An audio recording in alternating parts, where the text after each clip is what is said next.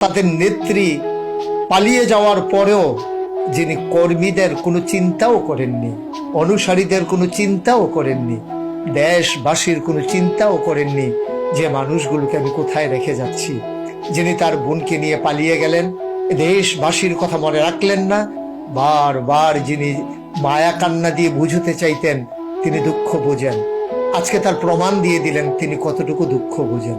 তার কর্মীদেরকে রাজপথে ছেড়ে দিলেন, তাদের বাড়িগুলোকে ওই প্রতিহিংসার শিকারের হাতে ছেড়ে দিলেন।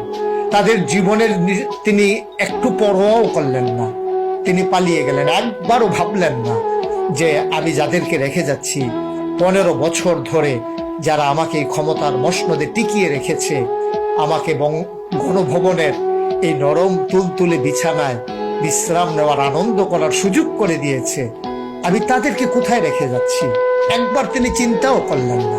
এটা নেতৃত্বের গুণাবলী নয়, এটা হচ্ছে ক্ষমতায় ভাগ করা, ক্ষমতা ভোগ করা। এইগুলোই হচ্ছে তাদের স্বভাব এবং চরিত্র। এবং যারা দ্বীনি চেতনায় উদ্বুদ্ধ হয় না, যারা আল্লাহর ভয় অন্তরে ধারণ করে না, নবীর সুন্নাহ অনুযায়ী নিজের পথ এবং জীবন পরিচালনা করে না, তারা অন্য মানুষের কথা ভাববে না। এটাই স্বাভাবিক, কারণ তাদের কাছে এই দুনিয়াটাই হচ্ছে যথেষ্ট। তাদের পরকালের দেনা পাওনার হিসাব তাদের মাথায়ও আসে।